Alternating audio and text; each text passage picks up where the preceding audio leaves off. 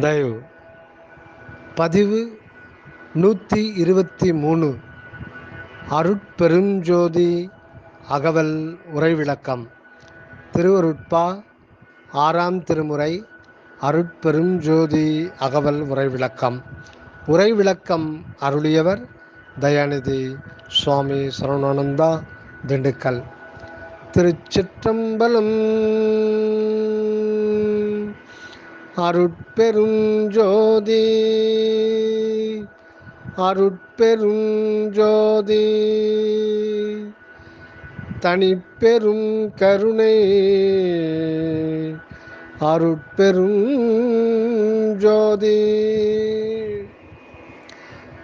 அகவல் வரிகள் 1233 1234. செய்வினை பலவாய் செய்வன பலவாய் எய்வர விளக்கிடும் என் தனி சித்தே. செய்வினை பலவாய் செய்வன பலவாய் எய்வர விளக்கிடும் என் தனி சித்தே. அருள் விளக்க உரை. இவ்வுலகிடை தோன்றியுள்ள உயிர்கள், முக்கியமாக மக்கள், சதா ஏதேனும் செய்து கொண்டே தான் இருக்கின்றார்கள். அந்த வினையினால் சூழ்பிறவி வடிவங்களும் சதா வருவதும் சில காலம் இருந்து போவதுமாய் இருக்கின்றன. வினை வளர உடல் பிறவி வளரும். வினை வளர உடல் பிறவி வளரும். உடல் வளர வினை வளரும். இது சங்கிலி போல் தொடர்ந்து வந்து கொண்டே இருக்கும். இது சங்கிலி தொடர்போல் வந்து கொண்டே இருக்கும். மக்கள் அல்லாத பிற உயிர்கள் என்ன வினை புரிகின்றன என்றால், அவற்றின் வாழ்வே வினை செயலாக இருக்கின்றது. அதுவும் அவைகள் அறியாமலே கடவுள் நியதியாக சித் விளக்க செயலாக வெளியாகி மேற்பிறவிகளுக்கு ஏற உதவுகின்றன. அவற்றின் செயல்கள் அல்லது வினைகள். ஆன்மாவில் கடவுள் அருள் இயல்பாக இருந்துதான் அதனை வெளிப்பட்டு விளங்கச் செய்கின்றது. அதுவே ஓர் ஆன்மாவுக்கு சூழ் வடிவங்கள் தோற்றுவிக்க காரணமாய் உள்ளதாம். அருள் உண்மை அறியப்படாதபோது ஆன்மாவுக்கு இயல்பாய் உள்ளது ஆணவமலம் என்றும், அதுவே பிறவிக்கு காரணமாய் மேல் மாயா கண்ம உடல்களை ஏற்று அவத்தை உருகின்றன என்கின்றனர். பக்குவ ஆன்மாவுக்கு கடவுள் சித்தாம் அருளே வெளிப்பட்டு உரு பல கொல்லச் செய்து முடிவில் மனித வடிவில் அருள் உண்மையை தூண்டிவிட்டு தன்னைத்தானே கண்டுகொண்டு அருள் வாழ்வு பெறச் செய்து விடுகின்றதாம். ஆன்மாவானது அருள் அனுபவம் பெற்று கொள்ளாது உயிர் அனுபவத்தோடு உலகில் பிழைத்து கொண்டிருக்கும் வரை எத்தனையோ துன்பங்களும் அவத்தைகளும் ஒவ்வொரு பிறவியிலும் அனுபவித்து கொண்டே இருக்கின்றதாம். ஆன்மாவானது அருள் அனுபவம் பெற்று கொள்ளாது உயிர் அனுபவத்தோடு உலகில் பிழைத்து கொண்டிருக்கும் வரையிலும் எத்தனையோ துன்பங்களையும் எத்தனையோ அவத்தைகளையும் ஒவ்வொரு பிறவியிலும் அனுபவித்து கொண்டே இருக்கின்றதாம். இந்த சுகமல்லா சுகம் எல்லாம் துன்பங்களாகவே ஆன்மாவுக்கு அனுபவம் ஆகின்றதாம். இந்த துன்பானுபவம் எல்லாம் ஆன்மாவுக்கே ஏற்படுவது அன்றி ஆன்மா ஏதும் அனுபவிக்கின்றதில்லை. எல்லாம் தேகேந்திரியங்களே அனுபவிக்கின்றன என்று சொல்லுவதெல்லாம் உண்மையே அல்ல. அது முற்றிலும் தவறே ஆகும். எல்லா பிறப்பு துன்பங்களும் ஆன்மாவாகிய உண்மை மனிதனுக்கே என்றதால்தான் செல்லான் என்ற எல்லா பிறப்பும் பிறந்திழைத்தேன் என மணிவாசகம் குறிக்கின்றது.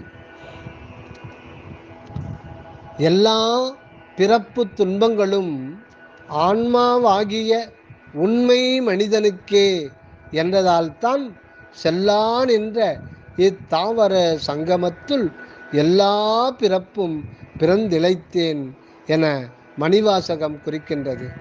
இந்த ஆன்மாவுக்கு ஏற்பட்ட துன்பங்கள் எல்லாம் ஒழிந்து போக எய்வர, அதாவது உள்வருத்தம் நீங்கும்படி கடவுளே சிற்விளக்கம் புரிகின்றார் இத்தருணம். உயிரினங்கள் பல உள அவை புரியும் வினையாம் செயல்கள் எண்ணிலவாம். இதற்கு லட்சியம் என்ன? இவைகள் எல்லாம் சத்தாம் கடவுளின் வடிவங்களாம் ஆன்மாவாய் இருத்தல் உண்மை. இந்த ஆன்மாக்கள் இரட்டை வாழ்வில் வைக்கப்பட்டிருக்கின்றனவாம். இது முக்கியம்.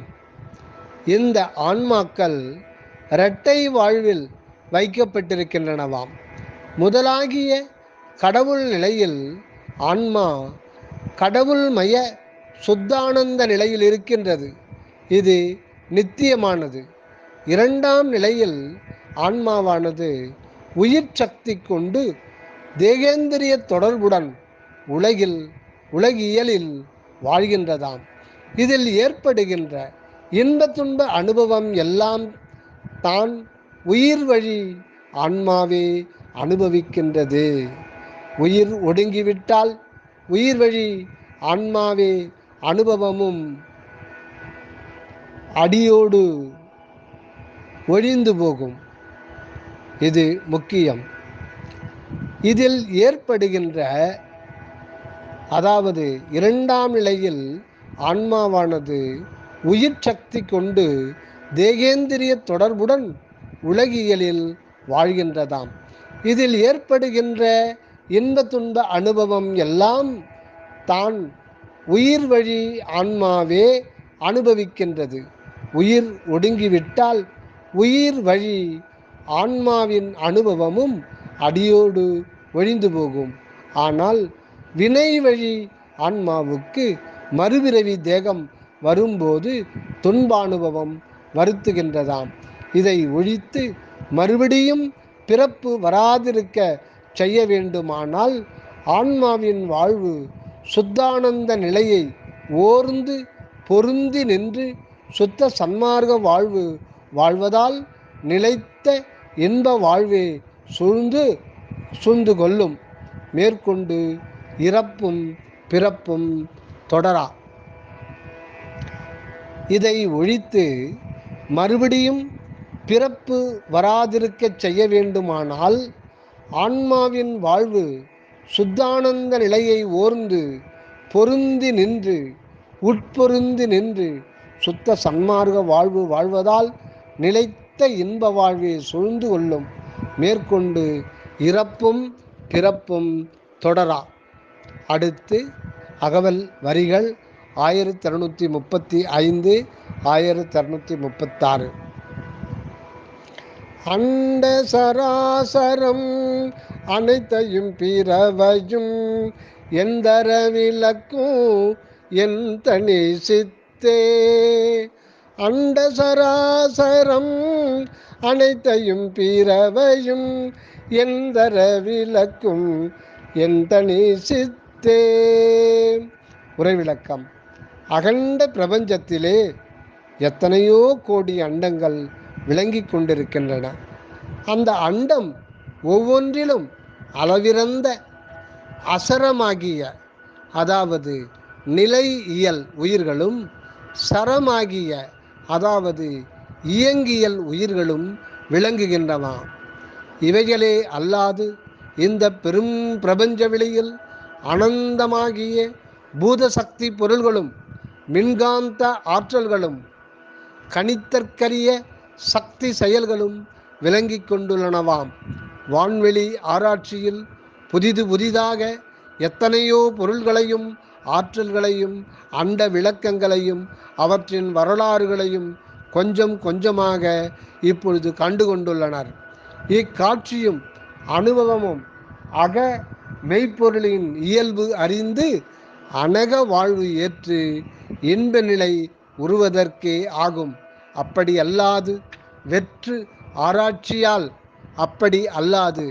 வெற்று ஆராய்ச்சியால் மட்டும் புறப்பொருள்கள் கண்டுபிடிக்கப்படுவதால் புலன் இன்பம் உருவதால் பெரு நன்மை உண்டாகாது.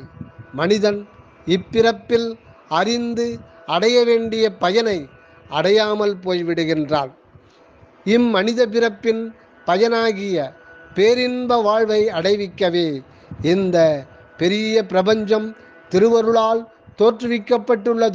தோற்றுவிக்கப்பட்டுள்ள இந்த பிரபஞ்சத்தில் பலவாகிய உயிர்களும் பொருள்களும் வருவிக்கப்பட்டுள்ளனவாம்.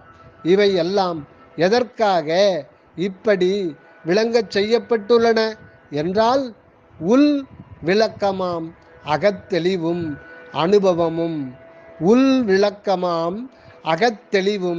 அனுபவமும் பெற்று மனிதன் புனிதனாகி மன்னிய இன்பத்தில் வாழ்வதற்கே ஆகும். இதுவே ஈண்டு எண்டற என குறிக்கப்பட்டுள்ளதாம். எண் தர என்றால் எண்ணியது எண்ணியாங்கு பெற, எண்ணம் நிறைவேற, கடவுள் சித்தி அனுபவம் உண்டாக என்றெல்லாம் பொருளாம். அந்த கடவுளின் சித்து செயலே அக அனுபவ சித்திக்கு காரணமாய் புற உலகு உயிர் ஆற்றல்கள் எல்லாமாய் வெளிப்பட்டு விளங்கி கொண்டிருக்கின்றனவாம். இந்த மா பிரபஞ்ச தோற்றத்தையே ஒப்பற்ற பெருஞ்சித்து செயலாக இருக்கின்றதாய் காண்கின்றோம். எந்த சித்தரால் இந்த சித்து விளக்கம்போல் செய்யவும் அளவிருந்த நெடுங்காலம் யாவையும் விளங்கிக் கொண்டே உயர் அனுபவம் விளைவித்து வரச் செய்யவும் கூடும். இதுவே சச்சித் பதியின் சிறப்பு செயலாம். அடுத்து அகவல் வரிகள் 1637 1638. எல்லாம் வல்ல சித்தன மறை புகன்றிட எல்லாம் விளக்கிடும் என் தனி சித்தே.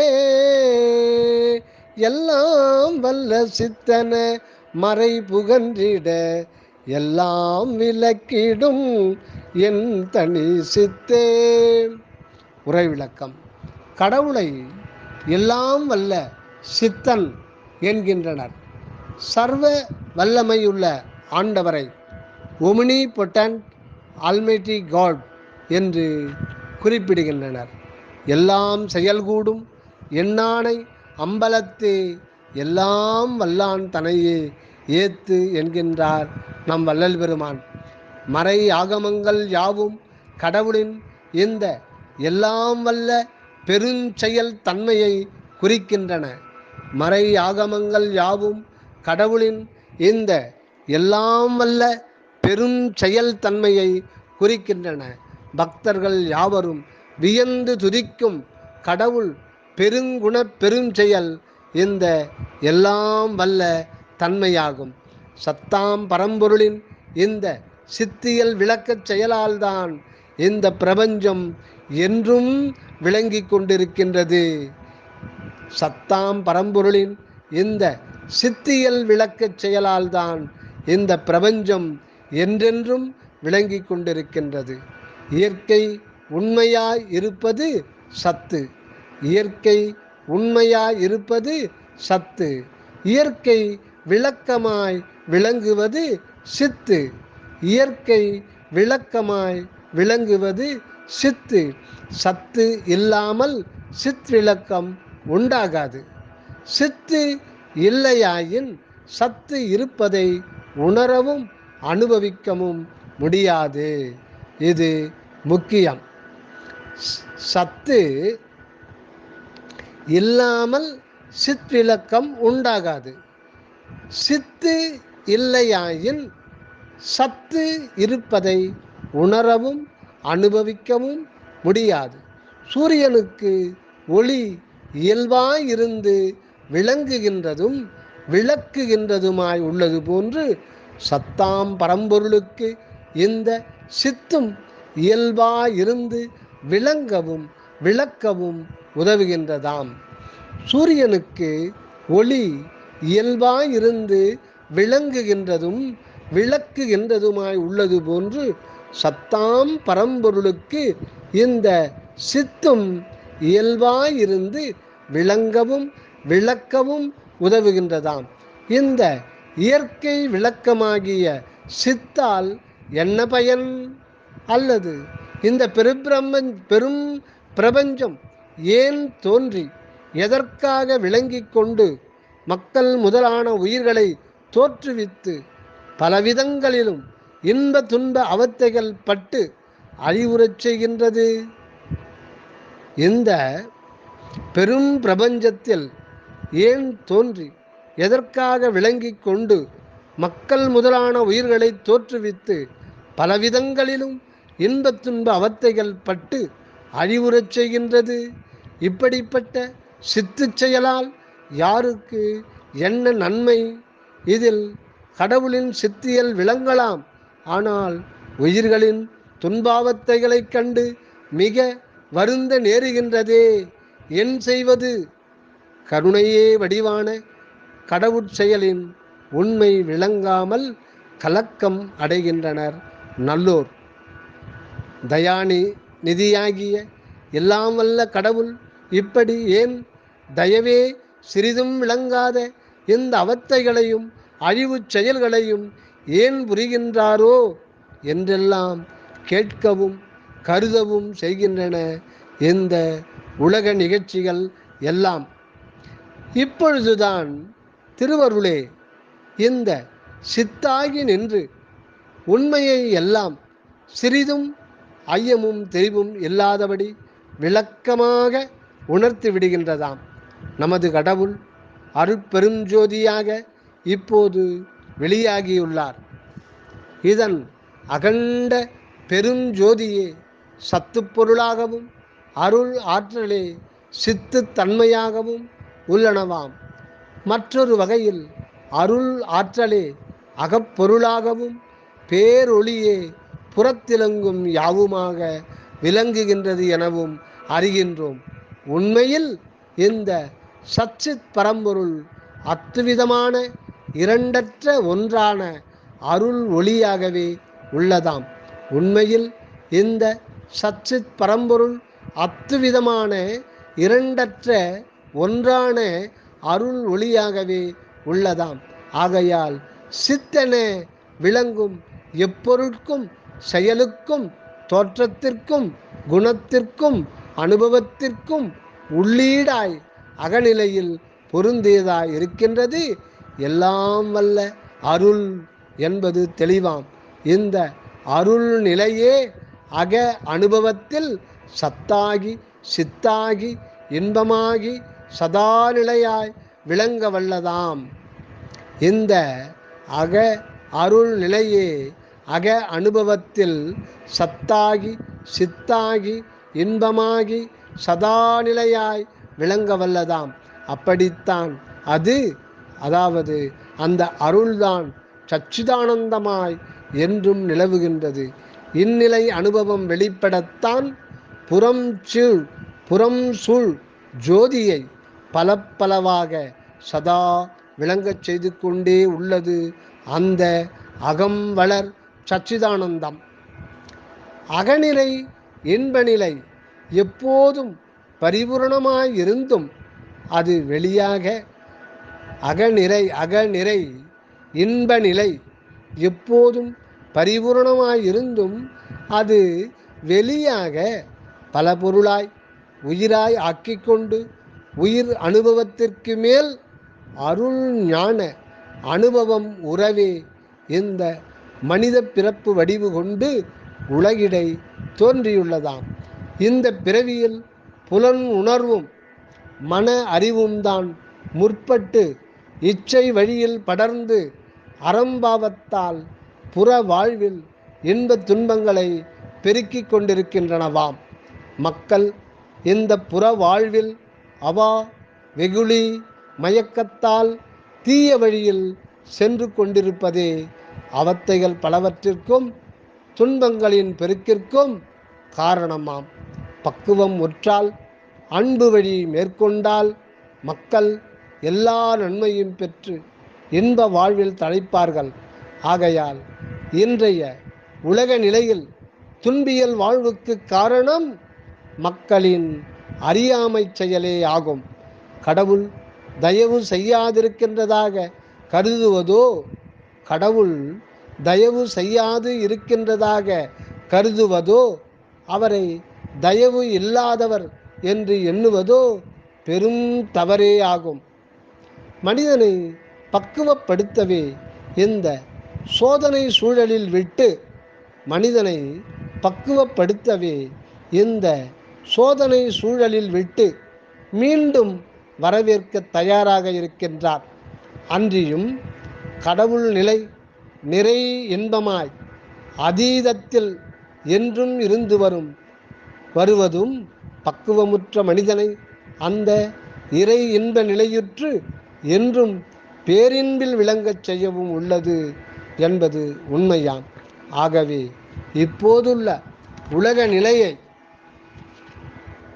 கண்டு மக்கள் படும் துன்பங்களுக்காக நெஞ்சம் உருகி பரிதாபப்படுவது அன்றி எவர் மீதும் குறை காணார் மெய்யுணர்ந்தோர். மக்கள் உள்ளத்தில் மெய்யன்பு பெருக வேண்டும். மக்கள் உள்ளத்தில் மெய்யன்பு பெருக வேண்டும். வாழ்வில் அன்பு செயலே படர வேண்டும். அப்போது இன்பமே எங்கும் சூழக் காண்போம். சச்சித் பொருளின் அனுபவமே ஆனந்தமாம். சச்சித் பொருளின் அனுபவமே ஆனந்தமாம். மனிதன் இந்த சச்சித் உண்மையை உளம் கொண்டு மேல் நின்று வாழும்போது மெய்யின்பம் உள் நின்று பொங்கி புற வாழ்விலும் நிறைவுற்று திகழும். இது முக்கியம். மனிதன் இந்த சச்சித் உண்மையை உளம் கொண்டு மேல் நின்று வாழும் போது மெய்யின்பம் உள் நின்று பொங்கி புற வாழ்விலும் நிறைவுற்று திகழும். இதனால் இதுகாரும் சச்சிதானந்தம் அகநிலையில் மறைந்து கிடந்தது அணுவுள் பேராற்றல் மறைந்து கிடந்தது போல ஆன்ம ஞானிகளும் பிறரும் அந்த ஆன்மப்பதியை புறத்திருந்து ஏகதேசம் உணர்ந்தும் உணராமல் பொய்ப்பாவனையில் தாம் அந்நிலையை அறிவால் பற்றி கொண்டு விட்டதாக எண்ணி புற வாழ்விலே அழிந்து போய்விட்டனர். இப்போது சுத்த அருளால் அந்த ஒன்றான சச்சித் பதியை உற்சார்ந்து நின்று ஆனந்தமாய் புற வாழ்வில் விளங்கலாகி விடுகின்றான். நன்று நன்று என்று அகமகிழ்ந்து சால அருளாதிருப்பாரோ சச்சித் சுகத்தை சார்ந்தோரே என சச்சித்தின் விளைவு சதானந்த வாழ்வே என அறிய வரும். நன்று நன்று என்று அகமகிழ்ந்து சால அருளாதிருப்பாரோ சச்சித் சுகத்தை சார்ந்தோரே என சச்சித்தின் விளைவு சதானந்த வாழ்வே என அறியலாகும். தயவு அருட்பெருஞ்சோதி அருட்பெருஞ்சோதி தனிப்பெரும் கருணை அருட்பெருஞ்சோதி.